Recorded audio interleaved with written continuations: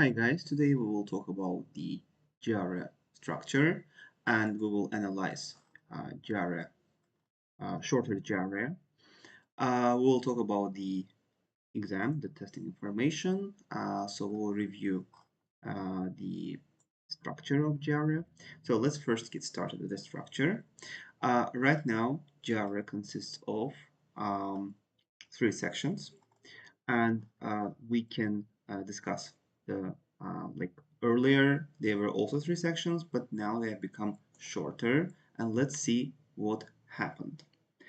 So first of all, we need to know that on the official website we can find important information and updates about the GRE test. And here we can see that the test content here consists of like verbal questions, quant questions, and analytical writing. So let's see, like verbal questions, verbal reasoning basically includes vocabulary questions. They include reading and critical reasoning questions. Quant includes the math questions like arithmetic, algebra, geometry, and data analysis. And analytical writing is one essay question which you need to discuss. Let's see the test sections and timing, which is very important. And let's see that. So analytical writing. So you analyze an issue task. It's more or less similar to the agree essay in IELTS. So or discuss both views and give your opinion essay. So basically, it's a very simple question type, and you have 30 minutes to read and write it. The verbal reasoning consists of two sections. Um, the section 1 includes 12 questions, and the section 2 includes 15 questions. For the first section, you are given 18 minutes, and for the second section, you're given 23 minutes. Um, like half of the questions are related to vocabulary, and half of the questions are related to the reading and critical reasoning sections. For quant, you are also given 27 questions in total. So for the first section, you are given 12 questions, and overall, you are given 21 minutes for that. And for the second section, you are given 15 questions, and overall, you are given 26 minutes for that. That's the structure. Now let's see the sample questions. Let's look at the uh, analytical writing. So as you see here, we have one question type, like the statement, and then we need to discuss whether we agree or disagree. The other question type may be like discuss. So we are given two opposite scenarios, and we discuss with which of the following statements we agree more. Let's now look at the quant section. Um, quant, quant like math questions. So quantitative section consists of 5 question types. Quantitative comparisons, where you are given two options, quantity A and quantity B, and you need to choose, like you need to read this, and you need to choose which of these quantities is bigger. The A answer says that quantity A is bigger, the B one says that B is bigger, C says that they are equal, and D says that the relationship cannot be determined. The other question type that we need to know is multiple choice questions. It's basically the problem solving question type. So you are given one question and you are offered 5 options. Out of these 5 options, you have only one correct option. So that's all for the problem solving or multiple choice. We also have multiple selection questions, or we can call them multiple choice questions, where you can choose more than one correct option. So let's see here, for example. We need to indicate all statements that are appropriate, or there may be a long list of options that may be, for example, like this. So all possible answers. So A, B, C, D, E, F, like 6 to 10 options, and we can choose 2, 3, 4, sometimes even 5, 6 options. Numeric entry question is the question that doesn't have any answer and you need to write it yourself. So for example, you are given the question and there is a gap that you need where you need to write your answer.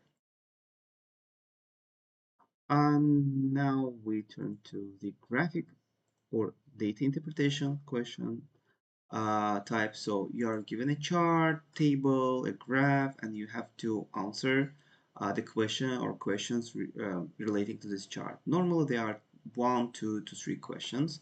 The chart may be something like this, or it may include two charts, and so on. And it always has the A, B, C, D, E answers. But sometimes data interpretation questions may offer you multiple options, or it may be something like the numeric entry, so where you need to write your answer. That's all for the quant part. Now let's turn to the verbal part. The verbal part consists of reading, text, sentence equivalence, and critical reasoning.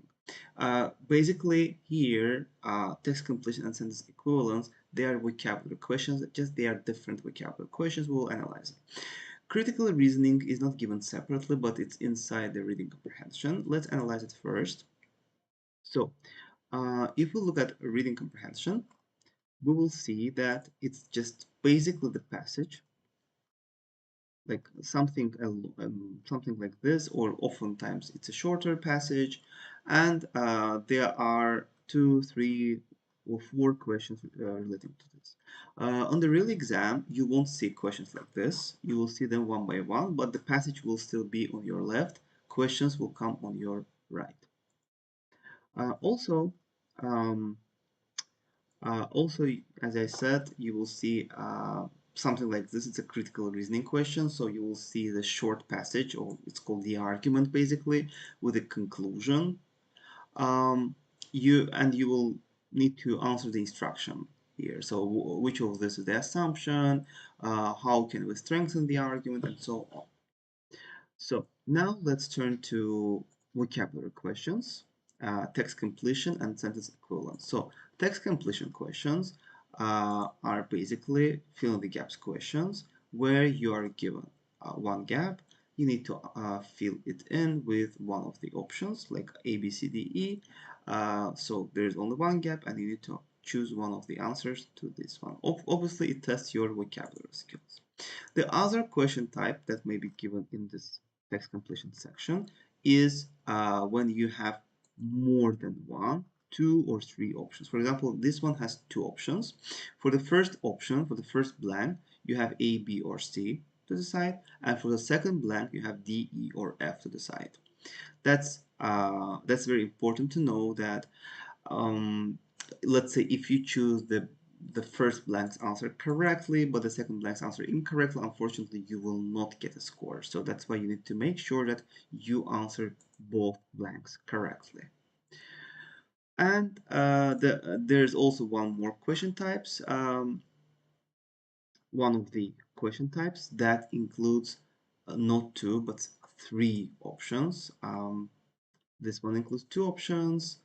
Let's look at this one. This one is also two. Some of the questions include three options. I just try to find one of them. Hopefully this one is, no, this one is including one option. Let's see, maybe this one has, yeah, this one has three gaps. The first gap relates to ABC, second gap relates to DEF, and the third one relates to GHI.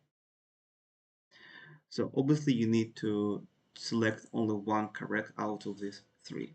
Sentence equivalence questions are a bit easier.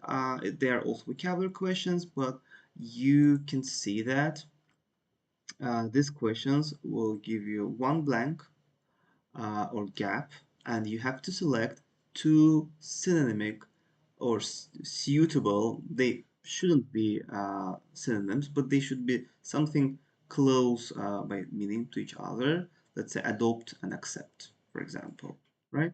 And so on. So what can ease this task type is your ability to analyze and see words that have the similar meaning. So for example, okay, this one we don't see, but let's see the correct answer here. Okay, just a second.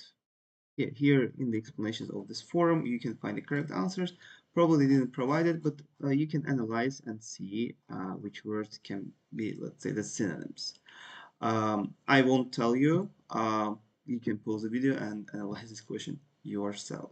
But remember that learning vocabulary and practicing it is key to being successful in this question types. Yeah, the more you learn, the more words you find. But if you practice different strategies about which I'll be talking in the next videos, you will definitely succeed in this exam. Thank you so much.